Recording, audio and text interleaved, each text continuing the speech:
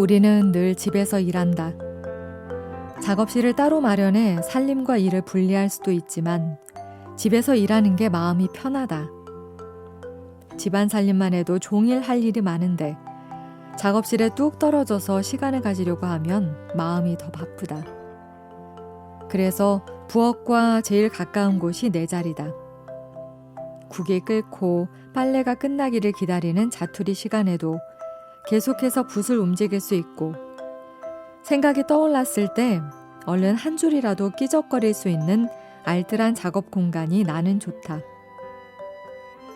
작은 것들이 모여서 이루어내는 아름다운 조각보처럼 서로 다른 작은 일상도 순간순간이 모이면 기쁘고 보람 있는 하루가 된다.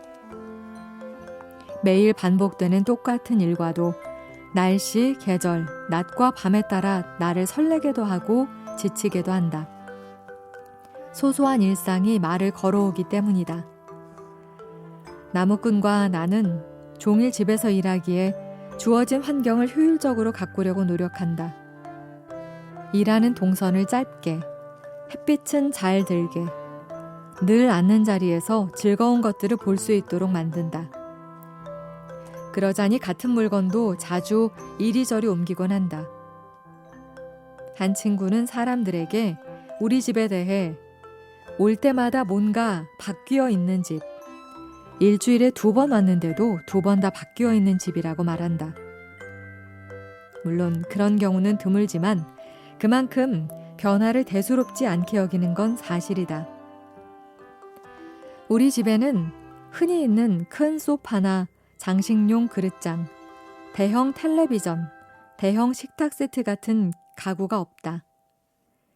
우리 집 가재 도구들은 우리 둘의 힘으로 옮길 수 있도록 분해와 조립이 간편하게 직접 만든 것들이다. 하나하나 보면 가구라고 부르기 쑥스러울 정도로 간단하고 밋밋한 것들이지만 같이 모여 있으면 나름 잘 어울린다. 그렇다. 우리 집 살림살이들은 조각보 같다. 버려야 할 자투리 천 조각으로 쓸모있고 보기 좋은 보자기를 만들 수 있듯이 초라해 보이던 우리 집 세간 또한 자리를 잡고 나면 수수한 보자기처럼 정이 간다. 사람들은 자기가 사는 집과 닮아 있다.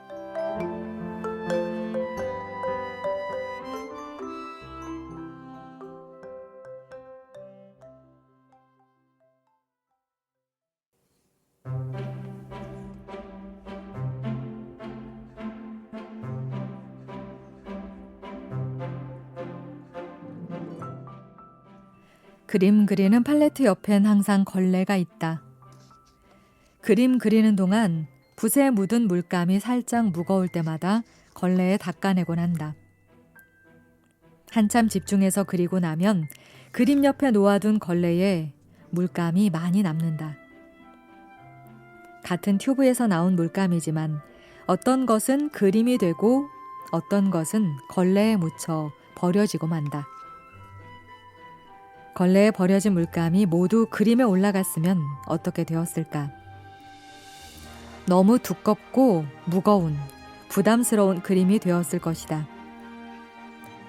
걸레에 덜어낸 물감이 있기에 알맞은 그림이 되었으니 그림을 마치고 나면 걸레에 쌓인 물감을 보며 고마운 마음이 든다. 그 물감이 사라지는 몫을 한 덕분에 그림 위에 남은 물감은 빛을 보게 되었다. 물감을 덜어내듯 그림을 그리는 동안에 내 마음도 덜어낸다. 마음이 복잡하면 그림을 그린다. 한 가지 사물을 뚫어지게 응시하며 그림을 그리다 보면 삐죽빼죽 솟아나 있던 마음이 슬며시 가지를 치고 정리되어 간다. 시간도 멈춘 듯 온 세상이 고요하고 머릿속에는 아무 생각도 없다.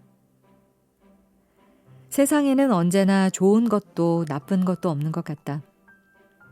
무엇이든 조금 부족한 것이 지나치게 많은 것보다 안전하다.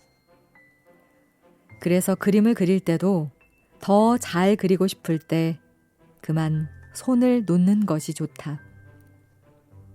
약간의 욕심이 전체의 조화를 무너뜨리는 수가 있으니 말이다. 건강은 몸의 상태만 말하는 게 아니다. 마음의 건강이 신체의 힘과 조화를 이룰 때 비로소 건강할 수 있으니 불어나는 마음도 계속해서 덜어야 한다. 걸레에 남은 물감처럼 덜어낸 마음이 있어야 또 앞으로 살아갈 힘이 생긴다.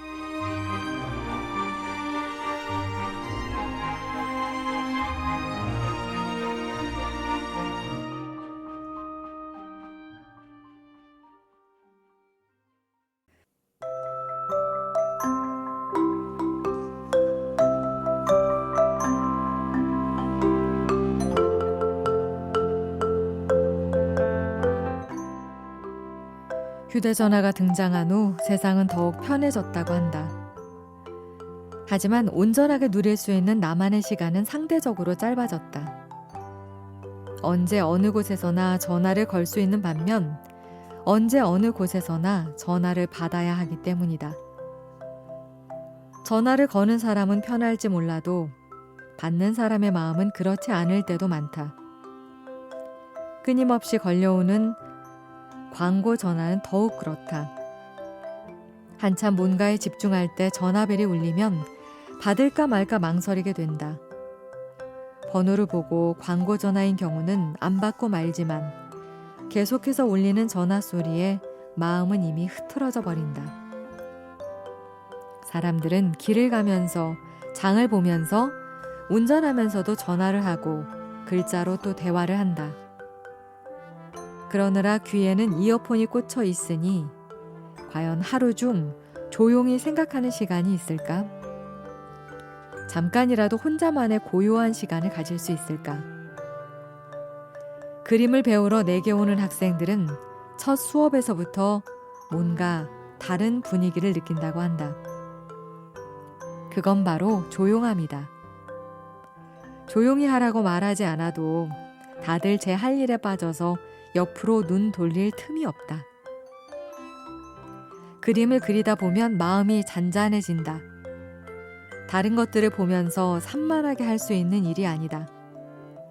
그러니 저절로 집중하게 된다.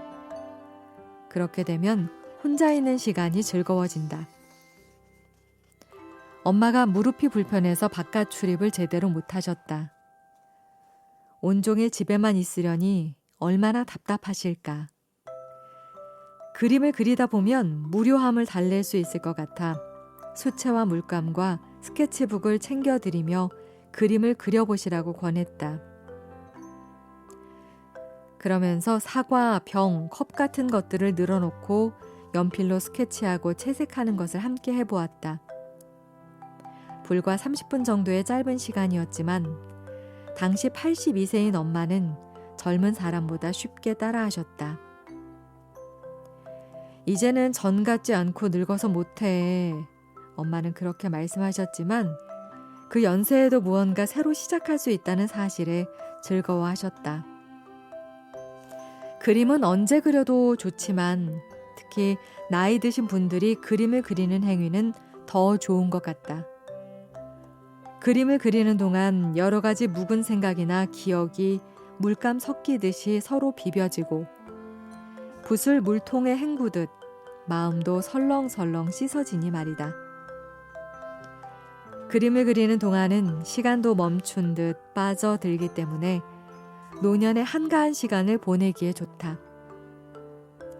나의 시어머니는 60이 넘어서 도자기를 배우기 시작하셨다. 시어머니는 테라코타로 아이들을 만드셨다. 방긋 웃는 아이, 피리 부는 아이, 기다리는 아이. 그 천진난만한 아이들은 바로 어머니의 마음속 고향이었다. 약한 몸 어디에서 그런 힘이 나오는지 모를 정도로 80이 넘을 때까지 열정적으로 테라코타 작업을 하셨다.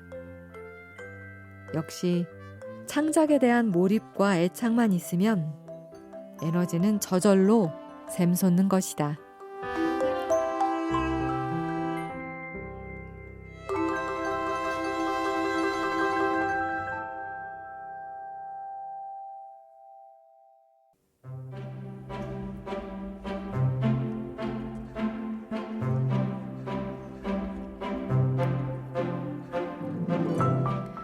요즘 바느질 할 줄 아세요? 물어보면 그럼요 하고 선뜻 대답하기보다는 네, 저 할 줄 아는데 잘 못해요 하고 우물거리는 편이 더 많다.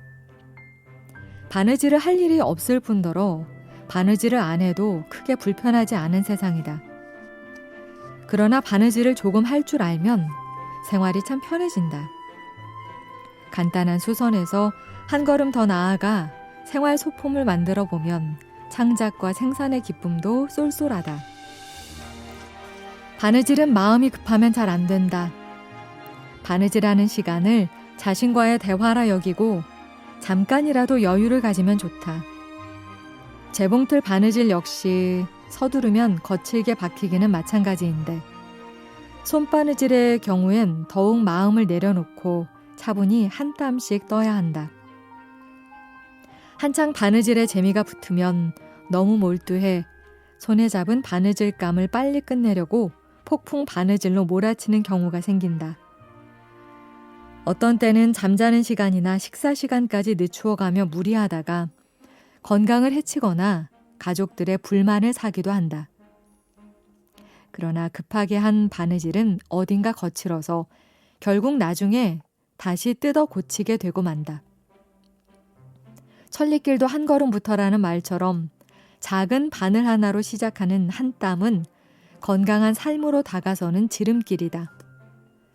쓰레기도 줄이고 가계부도 가볍게 그리고 바느질 하는 동안 마음도 쉬어간다. 작은 바늘 끝에 마음을 모으고 한 땀 한 땀 뜨다 보면 잔잔한 평화가 파도같이 밀려온다.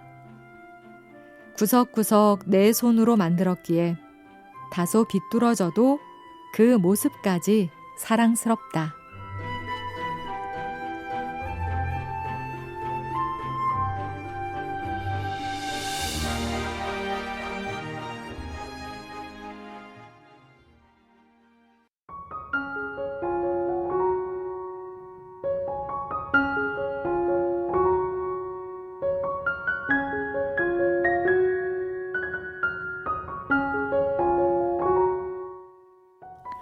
기분이 좋을 땐 하늘을 봐. 고마운 마음이 샘솟지. 마음이 울적해도 하늘을 봐. 누군가 나를 지켜주는 것 같아. 생각이 안 날 때도 하늘을 봐. 돌아서면 생각이 나니까. 하늘은 세상 어디에나 있지만 고개를 들어 하늘을 바라보는 사람에게만 하늘이 있어. 하늘은 건널 수 없는 바다이고 하늘은 깊고 깊은 숲이고 하늘은 끝이 안 보이는 길이지만 그 먼 길도 내 마음 속에 있어. 내 마음이 하늘이니까.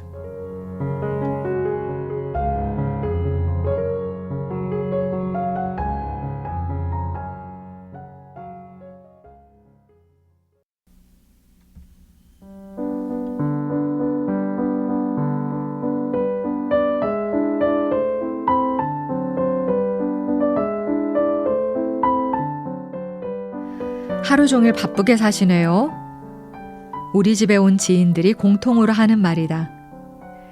우리가 말하는 느리게 살기라는 이미지를 시간 여유가 많은 한가한 일상으로 기대했던 모양이다. 일상이 한가로우려면 하루를 지속하는 데 필요한 노동을 누군가 대신해 주거나 이미 만들어진 제품을 많이 이용해야 한다. 그러나 우리는 집의 모든 가사 일을 스스로 해결하고 기성 제품도 거의 사용하지 않으니 잔손 가는 일이 많은 게 당연하다. 바깥 음식은 물론 가공식품도 안 먹고 집에서 차리는 세끼 식사도 1차 재료로 만들어 먹는다. 옷은 헌옷을 분해하여 만들거나 고쳐 입고 필요한 가구는 버려지는 목재를 재활용해서 만들어 쓴다. 이렇게 많은 일을 직접 하려니 최소의 재료로 간단하게만 해도 종일 바지런히 움직여야 된다. 의식주 살림뿐 아니라 본업인 그림 작업이 있으니 늘 하루가 짧다. 그렇게 하루는 후딱 가지만 마음까지 바쁘지는 않다. 오늘 다 못하면 내일도 있으니 오직 할 뿐이다. 우리의 느림은 세상의 빠름을 따라가지 않는다는 의미다. 끊임없이 새 물건을 내놓고 소비를 부추기는 빠른 소비에 휩쓸리지 않으려는 의미에서의 느림이다. 그 빠른 소비가 누구를 위한, 무엇을 위한 빠름인지 생각해보면 그 속도를 결코 따라가고 싶지 않다. 시시각각 생산되는 수많은 새 물건들을 보면 다른 한편에 쌓여가는 쓰레기 더미가 저절로 떠오른다. 얼마 사용되지 못하고 버려질 짧은 유행 제품의 저렴한 가격을 보면 그 가격을 맞추기 위해 부당한 노동이 담긴 건 아닌지 염려스러워 더욱 새 물건에 마음이 가지 않는다. 소비의식이 바로 서야 생산의 방향을 공정하게 이끌 수 있다고 생각한다. 느리게 살기란 결국 느린 소비에서 시작된다. 소비가 줄어들면 쓰레기도 덜 나온다. 우리 집은 쓰레기 봉투를 제일 작은 크기로 사용하는데 봉투 하나를 채우려면 아주 오래 걸린다. 소비를 줄여 살려면 무척 힘들지 않을까 싶지만 이런 실천들이 누가 시켜서 하는 일이 아니라 자발적으로 우러나는 일이기에 힘들다고 생각해 본 적은 없다. 내 살림과 내 건강을 돈으로 사기보다 스스로의 힘으로 지키자는 의지에서 비롯된 일들이기 때문이다. 어찌 보면 시간이 많아야 할 수 있는 일처럼 보이지만 사실 시간은 마음에서 나온다. 마음이 가야 시간을 내니까 결국 시간은 마음이 만드는 것이다.